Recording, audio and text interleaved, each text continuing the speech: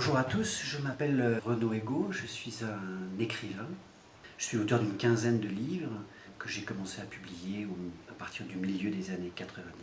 J'ai eu une formation à la fois en philosophie et en littérature que j'ai complétée par un diplôme de l'Institut d'études politiques de Paris qui m'a permis d'avoir une formation, déjà une esquisse de formation dans le champ de l'anthropologie et des sciences sociales, ce qui va m'être utile plus tard lorsque je vais commencer à faire ce travail sur l'art rupestre. Alors, venant de la littérature, il y a comme une sorte d'apparent grand écart avec un travail sur l'art rupestre, mais j'appartiens à une génération et à une tradition qui est quand même très vivante et ancienne en France, où les écrivains, et notamment les poètes, puisque j'ai commencé par publier de la poésie, j'en publie toujours, sont souvent en relation avec les peintres. Il y a un dialogue qui s'est noué depuis très longtemps avec, par exemple, Baudelaire et Manet, Mallarmé et Degas. Et dans les années 80, je suis lié à des poètes que j'estimais beaucoup, comme Yves Bonnefoy, Alain Jouffroy, Bernard Noël, et qui avaient eux-mêmes cette tradition à laquelle, dans une certaine mesure, ils m'ont initié. Ce qui veut dire qu'avant de m'intéresser à l'art rupestre, j'entretenais déjà ce dialogue avec des peintres, et je menais aussi une réflexion, on va dire, sur un plan plus théorique, sur ce que sont les images.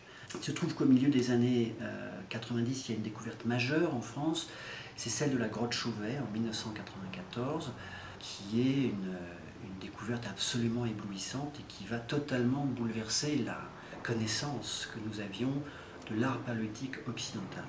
Moi-même, j'avais eu la curiosité de visiter les grottes ornées qui existent en France et qui sont parmi les plus belles dans le monde. Et ça avait été je dois dire, un vrai choc.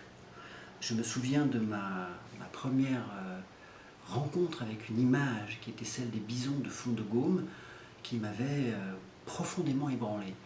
Donc, continuons à m'intéresser comme cela en amateur à l'art rupestre européen. J'apprends qu'il existe un art rupestre en Afrique australe et faisant quelques recherches, je me rends compte qu'il est très peu connu en France. Et une bourse de recherche va m'être donnée par le ministère des Affaires étrangères en 1997 qui va me permettre de venir en 1998 faire un premier séjour. Et c'est comme ça que va commencer pour moi, et que se poursuit depuis 25 ans, cette aventure qui a pris une proportion non négligeable dans mon travail et qui concerne l'art rupestre d'Afrique australe.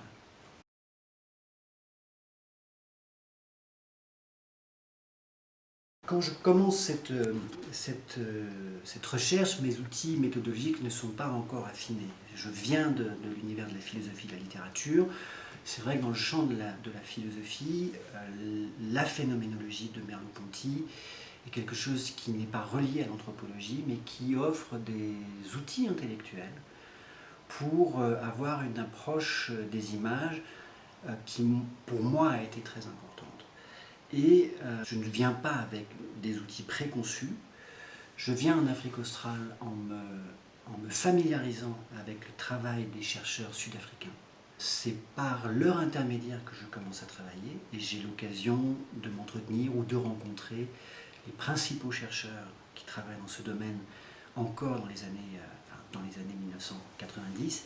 Par exemple, une femme très connue dans ce domaine qui s'appelle Patricia Wynnekamp. Je l'appelle, elle me donne un certain nombre d'informations, elle accueille mes questions qui à l'époque doivent être assez banales et un petit peu convenues, et elle me donne le contact de Valérie Ward qui travaille au musée de Pietermaritzburg, au musée du Natal. Et puis lorsque je viens ici à Johannesburg lors de mon premier séjour d'études en 1998, je rencontre le grand chercheur David Lewis Williams, qui est le père de la théorie chamanique de l'art rupestre d'Afrique australe, et par son intermédiaire, je rencontre toute une jeune génération de chercheurs qu'il a formés et qui depuis sont des interlocuteurs. Si j'en viens, après mon premier séjour, à me dire que je vais faire une recherche, cela tient d'abord à l'accueil d'un éditeur qui s'appelle Adam Birou, et qui, voyant les images que j'avais rapportées, décide de faire un livre. Mais le premier livre que je vais écrire, et qui va paraître en l'an 2000, est plutôt un livre d'introduction, destiné au public français, et je dirais même au public européen, parce qu'il n'y a pas de livre à l'époque sur ce sujet. En même temps, si j'ai l'ambition D'écrire un livre, c'est parce que j'ai l'intuition et peut-être la conviction qu'il manque aux outils de l'anthropologie classique une lecture critique des images. C'est-à-dire que la pensée des images est encore largement celle de ce qu'on appelle la théorie de la représentation, mais que la fonction des images n'a pas vraiment été prise en compte. Et ça, ce sont peut-être, on va dire, des questions qui sont vivantes dans le champ de la philosophie des images, chez des chercheurs comme Georges Didier Huberman, par exemple. Donc c'est ce qui me conduit à me dire, j'ai quelque chose peut-être à apporter, et c'est ce que je commence à faire avec ce premier livre qui s'appelle San, qui paraît en l'an 2000. Au cours de tous ces séjours d'études, ma méthodologie, pour y revenir, elle va s'affiner. D'abord, il y a un travail de collecte de grande envergure de données sur le terrain. Je suis allé étudier 100 ou 200 sites d'art rupestre dans toute l'Afrique australe. En Afrique du Sud, naturellement, dans le Cederberg, au nord de Cape Town, tout autour du Drakensberg, dans le KwaZulu-Natal, dans l'Eastern Cape, au Lesotho, mais aussi en Namibie, dans le Bromberg, au Botswana et au Zimbabwe. Ça veut dire que ça m'a donné d'abord une compréhension des variations régionales de cet art. Puis ça m'a permis de m'exposer à une très grande diversité de motifs et d'avoir une vue assez générale et assez complète de ce qu'est l'art rupestre d'Afrique australe. Donc ça, cette dimension de l'étude de terrain, elle est fondamentale. Parce que c'est au contact des images, c'est dans la fréquentation concrète des images que l'on peut les comprendre. On peut les comprendre parce qu'à ce moment-là, ce n'est pas simplement une représentation dans un livre, c'est une image qui est fabriquée dans un lieu qui est lui-même à l'intérieur d'un espace de plus grande envergure, dans un paysage. Les images sont solidaires de la paroi, qui elle-même est la surface d'apparition d'un abri, et les abris sous roche sont eux-mêmes des lieux intégrés dans un paysage.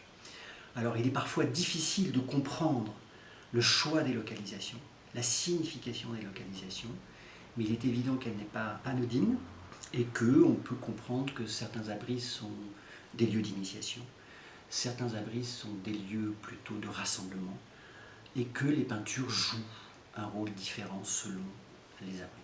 Donc la méthodologie, c'est déjà celle de l'étude de terrain.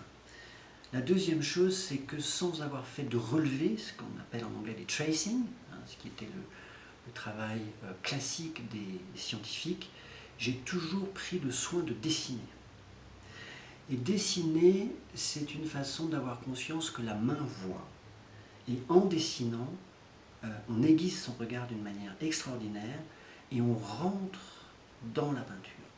Une image, elle se déploie, on va dire, dans l'instant. Mais elle a été un trajet avant d'être cette surface d'apparition. Et le dessin permet d'affiner son regard. Ça, c'est très important. Le troisième aspect de ma méthodologie, ça a été naturellement, systématiquement, de prendre des données, des mesures, des études de sites. Et puis, j'y ai apporté, dès le début des années 2000, une documentation photographique très précise. Et ces images, avec la puissance des capteurs aujourd'hui, sont des documents absolument exceptionnels pour leur étude. Donc c'est l'ensemble de ces outils qui servent ensuite ma réflexion. En écrivant L'animal voyant, j'ai essayé d'ouvrir un petit peu le paradigme chamanique, tout en m'appuyant sur les travaux des chercheurs et notamment des élèves de David Lewis Williams. Je me suis nourri de toute la littérature scientifique existante pour proposer une approche qui concerne davantage ce que les images font plutôt que ce que les images disent. Cela avait aussi pour but de relativiser l'usage très classique que l'on fait en Afrique australe de sources, on va dire littéraires, et qui sont l'ensemble des récits et des mythes qui ont été collectés au XIXe siècle par un philologue allemand qui s'appelle Wilhelm Blick, qui en compagnie de sa demi-sœur, Lucy Lloyd, a non seulement appris la langue des San d'Afrique du Sud, mais a recueilli toutes les histoires qu'il possédait. Or, cette source d'information a été abondamment utilisée, et à dessein, parce qu'elle est susceptible d'éclairer les peintures, mais avec le risque, au fond, que l'on cherche dans les images des illustrations de contenus élaborés par ailleurs dans des mythes, dans des récits. Et je ne pense pas qu'il soit fondé de considérer que les images sont simplement des illustrations de contenus élaborés par ailleurs. Parce que dans ce cas, il faudrait comprendre l'extraordinaire dépense d'énergie et de soins apportés à des peintures, si leur vocation n'était que d'illustrer, y compris aux fins de conserver ou de transmettre, ce qui peut exister par ailleurs dans le champ du récit. Donc j'essayais d'introduire une sorte de légère distance pour montrer que ce que font les peintures n'est pas ce que font les récits.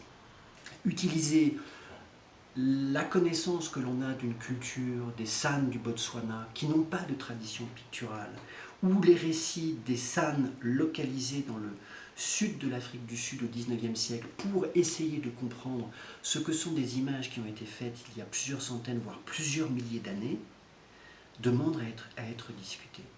Et c'est, on va dire, cette discussion que j'ai essayé d'introduire dans l'animal voyant.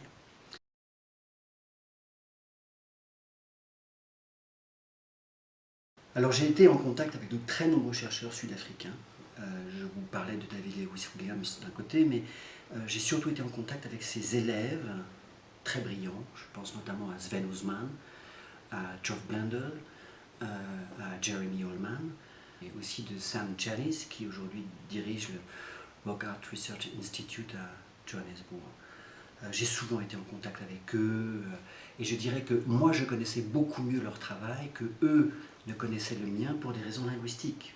Mais j'ai également été en contact avec des préhistoriens français, notamment avec une jeune génération de chercheurs. Je pense à Camille Bourdier, qui travaille avec l'IFAS au Zimbabwe, et avec des préhistoriens davantage liés à l'art paléolithique occidental, comme Georges Sauvet, qui était un élève d'André Leroy-Gourhan. Donc ce dialogue, il est constant, mais c'est aussi un dialogue que j'entretiens avec des écrivains, des philosophes, des historiens de l'art, dont les branches ont l'air comme ça d'être séparées, mais qui aujourd'hui vont se rejoindre dans le livre que je suis en train d'écrire et qui s'appelle Le plus simple appareil. Pour en venir à mes liens avec l'IFAS, ils sont constants depuis le début de ma venue en Afrique du Sud, et ils ont été notamment très intenses à partir du début des années 2010, lorsque Adrien Delmas a eu l'intention, m'a dit qu'il serait intéressant que l'animal voyant puisse être traduit en anglais et qu'une publication avec Wits University Press pouvait être envisagée. Et c'est ensuite son successeur, Thomas Vernet, qui a pérennisé ce projet, et l'animal voyant est devenu un autre livre qui s'appelle Visionary Animal, qui n'était pas la simple traduction de l'animal voyant, puisque entre-temps j'avais eu enfin l'occasion de pouvoir séjourner longuement au Zimbabwe, ce qui était difficile avant la chute de Mugabe, pour faire au fond de Visionary Animal un livre particulier qui n'est pas simplement la traduction de l'animal voyant. En tout cas, ma collaboration avec l'IFAS, je dois dire qu'elle est pour moi très fructueuse. Il y a une grande fidélité de l'Institut français d'Afrique du Sud qui a accueilli avec générosité et intérêt mon travail, tout en percevant sans doute sa singularité, puisque je ne viens pas du milieu académique, même si j'ai naturellement des liens avec l'université, mais en même temps, mon propre parcours me permettait peut-être, en tout cas, de m'ouvrir à cet art et de le regarder avec une légère singularité.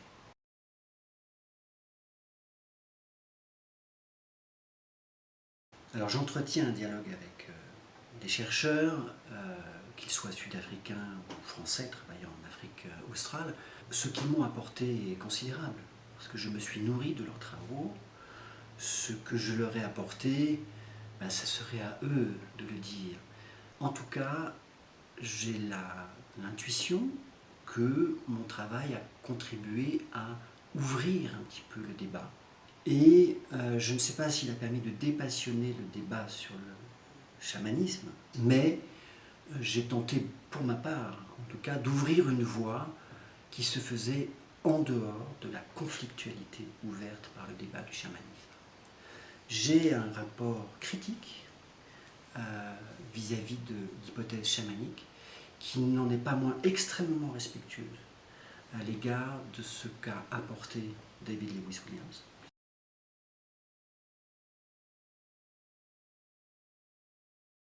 Alors l'une des raisons pour lesquelles je suis là de nouveau en Afrique du Sud, c'est non seulement de poursuivre quelques recherches sur des sites, et cela afin de participer à l'écriture d'un ouvrage collectif qui sera dirigé par Jeremy Ullman, mais aussi d'avoir un voyage plus méditatif, me permettant de comprendre ou de mieux explorer ce que toute cette aventure a eu sur ma propre construction intellectuelle. Les ouvrages que j'ai publiés, Sam, L'animal voyant, mais aussi un livre consacré à l'art rupestre européen qui s'appelle Le geste du regard, ce sont des ouvrages dans lesquels la question de ma propre expérience était mise un petit peu au second plan. Or, il est évident que je n'ai pas passé, avec ces 15 séjours assez longs, soit peut-être 3 années de ma vie, dans tout le sous-continent africain, sans être profondément marqué par ce que j'ai vécu là. Et le livre que je suis en train d'écrire, et qui s'appelle Le plus simple appareil, reviendra entre autres sur cette aventure, en montrant comment les cultures africaines, et notamment la connaissance de l'animisme, m'a permis de, je pourrais dire, décoloniser mes propres concepts, comme le disait Théodore Adorno, et d'avoir une approche plus, je crois, plus juste de ce que peut être aujourd'hui une culture vivante.